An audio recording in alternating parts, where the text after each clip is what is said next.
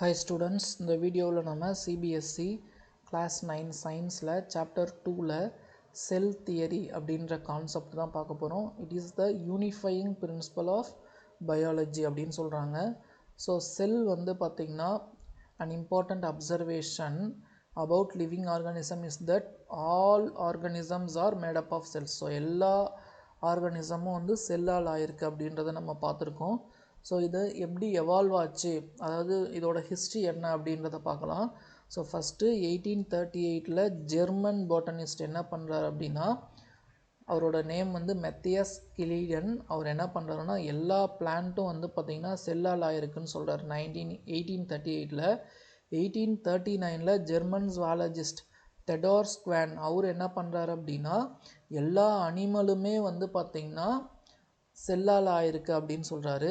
1855 மறுபடியும் German scientist Rudolf விர்ச்சோவ் என்ன சொல்கிறாரு அப்படின்னா செல் தியரியை எக்ஸ்பேண்ட் பண்ணுறாரு. எப்படி எக்ஸ்பேண்ட் பண்ணுறாரு? Stating that new cells are formed only from free existing cells. So முன்னாடி இருக்கிற செல்ஸ்லேருந்து தான் புதுசாக செல்ஸ் வந்து ஃபார்ம் ஆகுது அப்படின்னு சொல்கிறாரு. ஸோ இது எல்லாத்தையும் சேர்த்து செல் தியரி கொண்டு வராங்க. ஸோ செல் தியரி இது உங்க இருக்குது பாருங்கள். ஃபஸ்ட்டு வந்து எல்லா லிவிங் ஆர்கானிசமும் made up of one or more cells. So ஒவ்வொரு லிவிங் ஆர்கானிசமும் ஒரு செல்லோ இல்லை நிறைய செல்களாலோ ஆனது.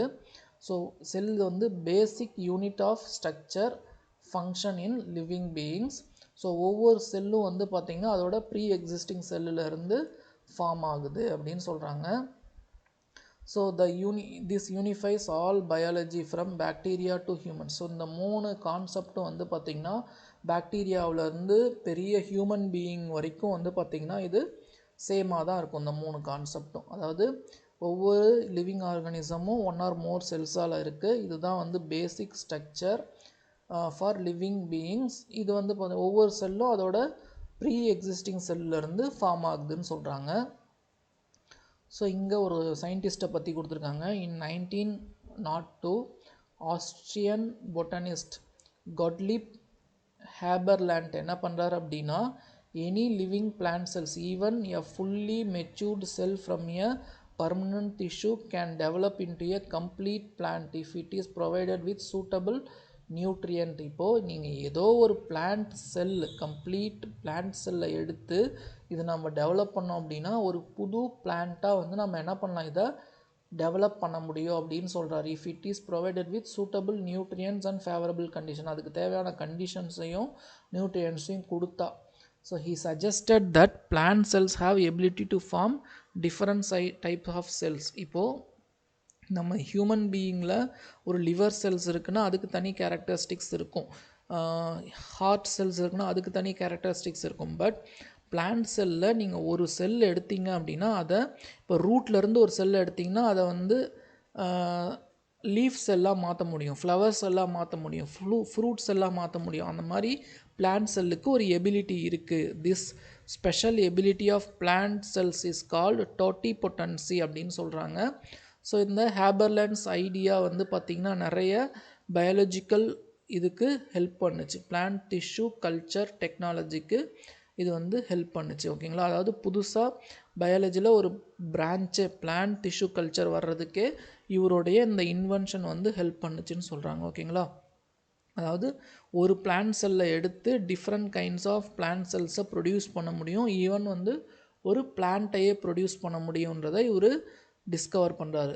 1902 ஆஸ்ட்ரியன் பட்டனிஸ்ட் நேம் வந்து காட்டிலிப் ஹேபர்லேண்ட். ஸோ செல்ஸ் வந்து க்ரோ ஆகிட்டே இருக்குமா, ரீப்ரொடியூஸ் ஆகிட்டே இருக்குமா? செல்ஸ் வந்து க்ரோ ஆகுது, டிவைட் ஆகுது in a controlled way, stay in right place, carry out their functions. So அதோட லைஃப் டைம் முடியும் போது அது என்ன ஆகுது, டெட் ஆகுது. ஸோ டெட் செல்ஸ் வந்து நியூ செல்ஸை ரீப்ளேஸ் பண்ணுது. ஸோ எவ்ரி செல்ஸ் வந்து பார்த்திங்கன்னா டெஃபினட் லைஃப் ஸ்பேன் இருக்குது, இந்த டைம் வரைக்கும் தான் அது இருக்கும் அப்படின்றது. ஸோ செல்ஸ் வந்து divide ஆகலைனாலோ they should do, or if they die do early, problems can arise in the body. In many animal cells cell division usually stops when cells come contact with neighboring cells. So animal செல்ஸில் ஒரு cell வந்து பக்கத்து செல் கூட கான்டாக்டில் வரும்போது இது என்ன ஆகாது, cells வந்து பார்த்திங்கன்னா டிவிஷன் வந்து ஸ்டாப் ஆகிடும், செல் டிவிஷன் ஸ்டாப் ஆகிடும். இப்போ ஒரு செல் வந்து பக்கத்தில் இருக்கிற செல் கூட காண்டாக்டில் வரும்போது இது டிவைட் ஆகாதுன்னு சொல்கிறாங்க. இந்த ப்ராசஸ்க்கு பேர் வந்து கான்டாக்ட் இன்ஹிபிஷன் சொல்கிறாங்க. So however cancer cells lose this control and keep dividing uncontrollably. இப்போ ஒரு கேன்சர் வருது அப்படின்னா இப்போ ஒரு செல் இன்னொரு செல் கூட கான்டாக்டில் வரும்போது இது இப்போ டிவைட் ஆகாமல் புது செல் ஃபார்ம் ஆகாது. ஆனால் கேன்சர் செல் என்ன பண்ணுன்னா இந்த மாதிரி வந்து கான்டாக்டில் வந்தாலும் அன்கண்ட்ரோலாக அகைன் அண்ட் அகைன் வந்து ஃபார்ம் ஆகுதுன்னு சொல்கிறாங்க. அதுதான் வந்து டியூமராக ஃபார்ம் ஆகுது. But plant cell different. இது வந்து அனிமல் செல்க்கு. Plant cells grow differently due to their rigid cell wall. Plant cells do not show contact inhibition. So plant செல்லுக்கு இந்த கான்டாக்ட் இன்ஹிபிஷன் இருக்காது. ஸோ இது வந்து பார்த்திங்கன்னா டிஃப்ரெண்ட் பேட்டர்ன் ஆஃப் க்ரோத் இருக்குது அப்படின்னு சொல்கிறாங்க. அதாவது அனிமல் செல்லில் ஒரு செல் இருக்குது, இன்னொரு செல் இருக்குது, இன்னொரு செல்ஸ் இருக்குது, டிவிஷனில் இன்னொரு செல் ஃபார்ம் ஆகிட்டே இருக்கும். பட் இது ஒன்றோட ஒன்று கான்டாக்ட் ஆகிறத கான்டாக்ட் இன்ஹிபிஷன் சொல்கிறாங்க. இதுக்கப்புறம் இந்த க்ரோத் வந்து இருக்காது. பட் அது இருந்துச்சுன்னா அது டியூமராக ஃபார்ம் ஆகும். பட் பிளான்ட் செல்ஸில் it follows different pattern of growth அப்படின்னு சொல்கிறாங்க. Even though cells are extremely tiny they perform remarkable functions. So cell வந்து ஒரு சின்ன இதுவாக இருந்தாலும் அது வந்து நிறைய ஃபங்க்ஷன் பண்ணுது. எனர்ஜியை ப்ரொடியூஸ் பண்ணுது, எனர்ஜியை சிந்தசைஸ் பண்ணுது, சப்ஸ்டன்ஸை செக்ரேட் பண்ணுது, புது செல் ஃபார்ம் ஆகுது, ஒன்றா சேர்ந்து ஒர்க் பண்ணுது. ஸோ இதெல்லாமே நடந்ததுனா தான் proper functioning of the body இருக்கும். Even living being from a tiny bacterium to a giant tree made up of cells. So ஒரு சின்ன பாக்டீரியாவிலேருந்து ஒரு பெரிய மரம் வரைக்கும் எல்லாமே வந்து பார்த்திங்கன்னா செல்ஸால் ஆகிருக்கு. ஓகேங்களா? So you are one of the product of these tiny hard working cells. So இந்த டைனி ஹார்ட் ஒர்க்கிங் செல்ஸோடைய ஒரு ப்ராடக்ட் தான் வந்து நாம். ஓகேங்களா? ஸோ கேன்சர் செல்ஸ் எப்படி க்ரோ ஆகுதுன்னு கொடுத்துருக்காங்க. Normal cells grow age die in controlled manner. But இந்த சிஸ்டம் பிரேக் ஆச்சு அப்படின்னா அப்நார்மல் செல்ஸ் வந்து க்ரோ ஆக ஆரம்பிச்சிடும். ஸோ அன்கண்ட்ரோலாக இது டிவைட் ஆகி புது செல்ஸ் வந்து ஃபார்ம் ஆகும். இதை தான் வந்து கேன்சர்னு சொல்கிறோம். இது formation of tumours which may benign or malignant. Cancerous tumors can invade nearby tissues, even spread to other parts of the body to form new tumors. So இது வந்து பார்த்திங்கன்னா ஒரு இதில் கண்டினியூஸாக க்ரோ ஆகி டியூமர்ஸாக ஃபார்ம் ஆகுது. இது அகைன் மற்ற டிஷ்யூஸ்க்கும் ஸ்ப்ரெட் ஆகி நியூ டியூமர்ஸ் ஃபார்ம் ஆகிறதுக்கும் சான்ஸ் இருக்குது அப்படின்னு சொல்கிறாங்க. ஸோ செல் வந்து பார்த்திங்கன்னா எப்படி டெத் ஆகுது, எப்படி வந்து அதோட கவுண்ட் வந்து பார்த்திங்கன்னா மெயின்டைன் ஆகுது அப்படின்னா செல்ஸில் நிறைய ஒரு நேச்சுரல் வே ஆஃப் டையிங் இருக்குது. ஸோ அதுக்கு வந்து என்ன பேர் வச்சுருக்காங்கன்னா ப்ரோக்ராம்டு செல் டெத் அப்படின்னு சொல்கிறாங்க. இது வந்து natural. So it is generally regulated and organised process of selectively cell destruction. So செல்லில் வந்து இந்த ப்ரோக்ராம்டு செல் டெத் அப்படின்ற ஒரு கான்செப்ட் நேச்சுரலாக நடக்குது. ஸோ அது என்ன பண்ணுது, ஒரு செல்லுக்கு அதோட ஏஜ் முடியுது அப்படின்னா நேச்சுரலாக வந்து டெத் ஆகிறதுக்கு ஹெல்ப் பண்ணுது. It is essential for normal development. So normal டெவலப்மெண்ட்னா என்ன? ஸோ இந்த மாதிரி வந்து பார்த்திங்கன்னா செல் டெத்து க்ரோத் இருந்தால் மட்டும்தான் வந்து பார்த்திங்கன்னா பாடி ஷேப் வந்து மெயின்டைன் ஆகும். ஓல்டு ஆர் வார்ன் அவுட் செல்ஸை வந்து நம்ம ரிமூவ் பண்ண முடியும். அண்ட் செல்லுலார் குவாலிட்டியை இம்ப்ரூவ் பண்ணுது. அண்ட் கண்ட்ரோல் அண்ட் இம்யூனிட் ஃபங்க்ஷன் அதாவது இம்யூன் ஃபங்க்ஷனை இம்ப்ரூவ் பண்ணுது. இம்யூன் ஃபங்க்ஷன்னா ஃபைட் அகைன்ஸ்ட் இன்ஃபெக்ஷன்ஸ். ஸோ இன்ஃபெக்ஷன்ஸுக்கு எதிராக ஃபைட் பண்ணுறது. So when an embryo develops, the PCD helps to form fingers by eliminating cells between the digits. So ஒரு சின்ன எம்ப்ரியோவிலேருந்து டெவலப் ஆகும்போது form fingers by eliminating cells between them. அதாவது நம்ம fingers form ஆகுது இல்லைங்களா, இதுக்கு நடுவுலேயும் என்ன இருக்குன்னா செல்ஸ் இருக்கும். இந்த பிசிடி ப்ரோக்ராம்டு செல் டெத்துன்ற கான்செப்ட் இருக்கிறதால தான் இந்த ஃபிங்கர்ஸ்க்கு நடுவில் இருக்கிற செல்ஸ் வந்து டெத் ஆகுது அப்படின்னு சொல்கிறாங்க. Without it we would have webbed hands.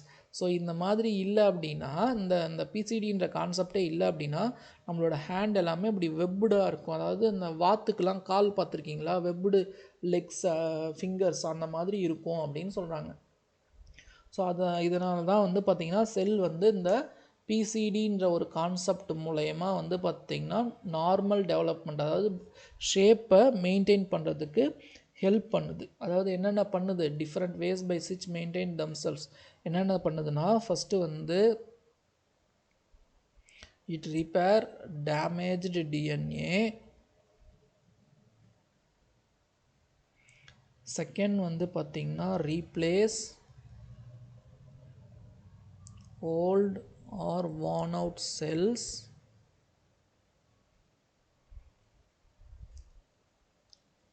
Control intake, release of materials. Destroy damaged cells. So இது எல்லா ப்ராசஸும் நடக்கிறதால தான் வந்து பார்த்திங்கன்னா நம்மளுடைய இந்த நார்மல் டெவலப்மெண்ட் இருக்குது, செல் குவாலிட்டி கண்ட்ரோல்டாக இருக்குது, இம்யூனிட்டி ஃபங்க்ஷன் வந்து ப்ராப்பராக இருக்குது. அதாவது fight against diseases, infections, to maintain a good health. ஓகேங்களா? ஸோ இது வந்து ரொம்ப இம்பார்ட்டன்ட் கான்செப்ட். இந்த ப்ரோக்ராம்டு செல் டெத், அதுக்கு ஒரு எக்ஸாம்பிள் தான் வந்து நம்ம ஃபிங்கர்ஸ்க்கு நடுவில் கேப் இருக்கிறது. ஸோ அந்த இது இருக்கிறதால தான் என்ன பண்ணுது, இந்த இதை வந்து பார்த்திங்கன்னா டெட் ஆகிறதால நமக்கு கேப் இருக்குது ஃபிங்கர்ஸ்க்கு நடுவில். இது ஒரு சின்ன எக்ஸாம்பிள். ஓகேங்களா?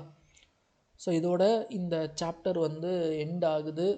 கண்டிப்பாக இந்த வீடியோ உங்களுக்கு ஓரளவுக்கு யூஸ்ஃபுல்லாக இருந்திருக்கும்.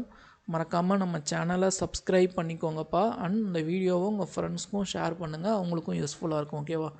Thank you students.